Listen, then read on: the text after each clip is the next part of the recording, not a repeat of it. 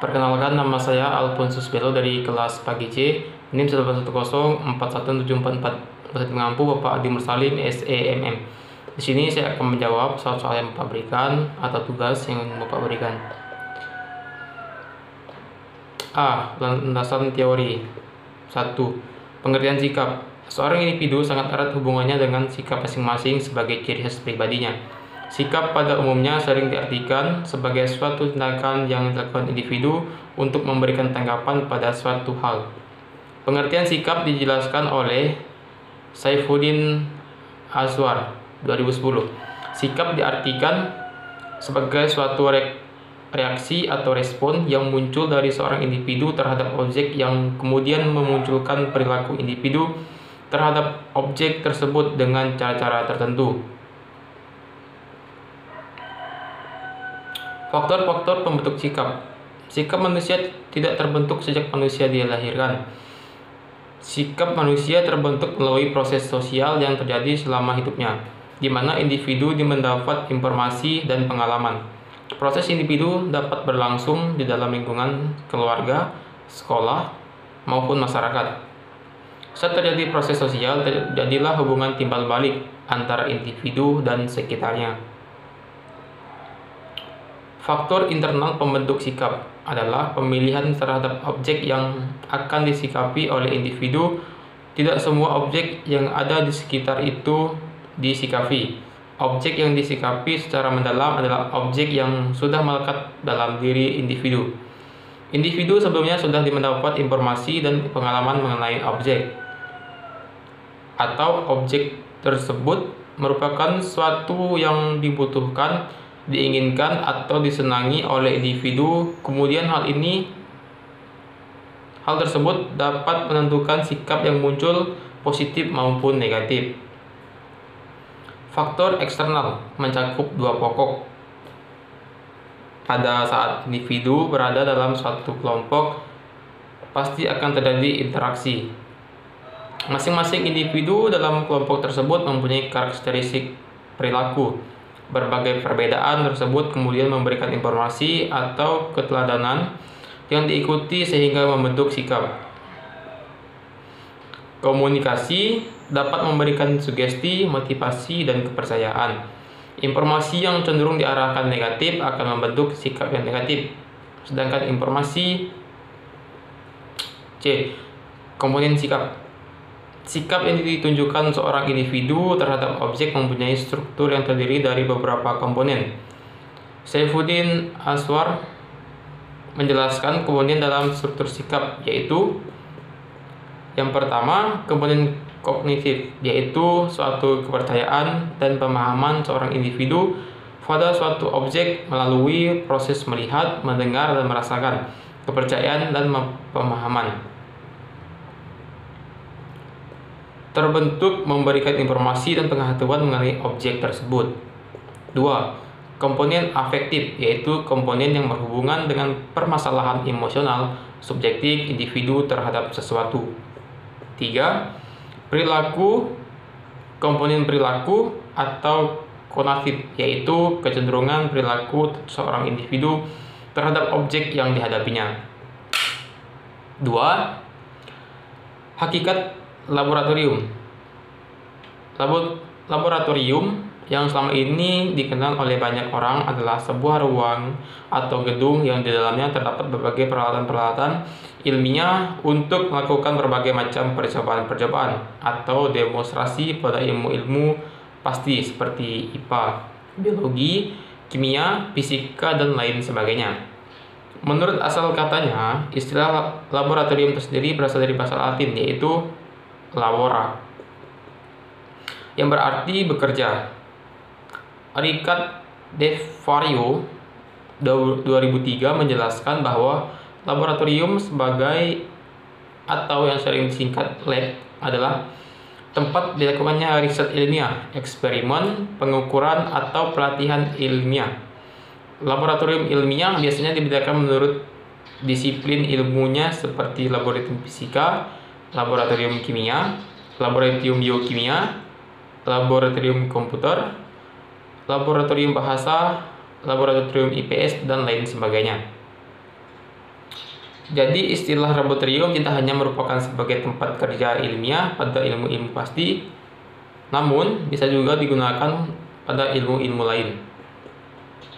Pernyataan lain mengenai pengertian laboratorium dikemukakan oleh Denji Burman 1988 yang menyatakan bahwa termasuk juga dalam pengertian laboratorium adalah terdapat di luar gedung dalam ruang atau ruangan di mana orang dapat mengadakan kegiatan ilmiah seperti penelitian percobaan atau demonstrasi dan sebagainya, yang biasa dikenal dengan istilah community library atau laboratorium masyarakat. Laboratorium tidak selalu harus menunjukkan gedung atau ruang dengan peralatan-peralatan di dalamnya seperti kebanyakan yang orang artikan selama ini. Tempat di gedung juga bisa disebut sebagai laboratorium apabila tempat tersebut digunakan orang untuk melakukan kegiatan ilmiah. Berdasarkan pendapat para ahli tersebut, dapat disimpulkan bahwa laboratorium IPS adalah suatu tempat atau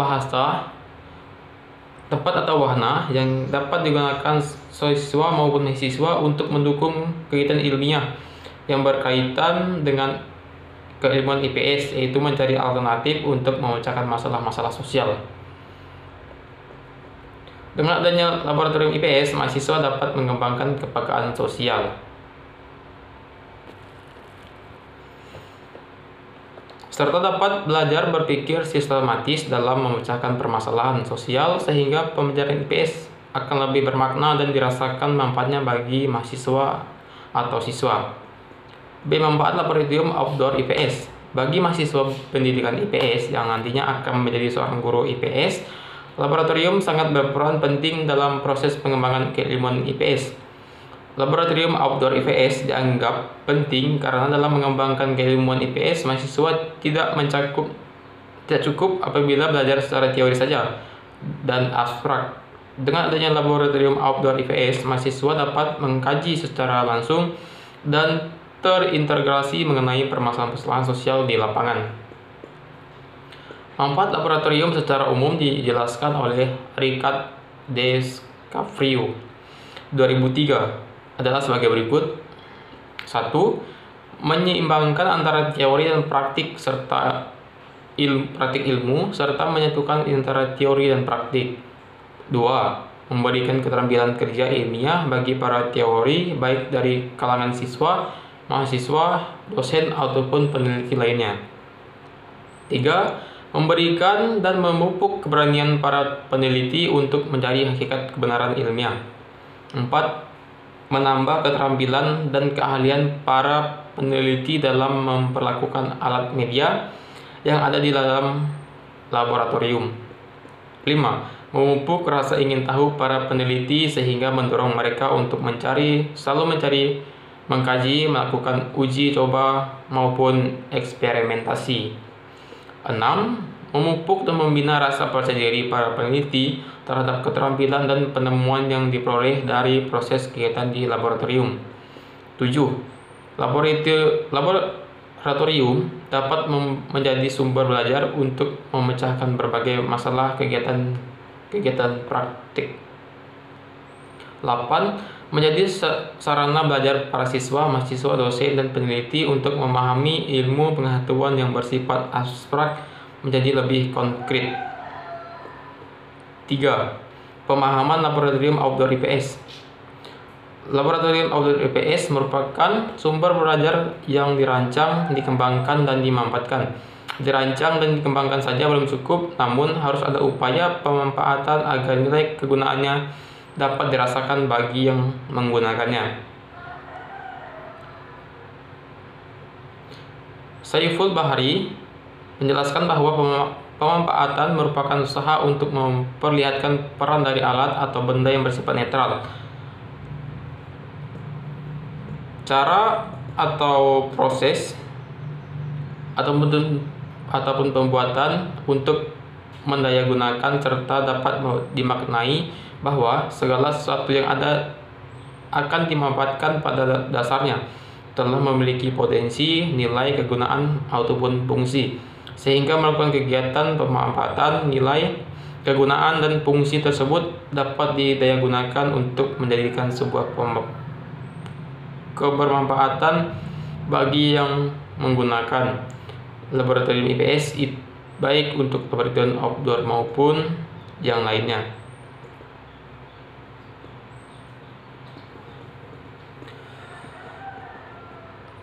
A. Pemanfaatan laboratorium outdoor IPS sebagai tempat ilmiah belajar mahasiswa pendidikan IPS.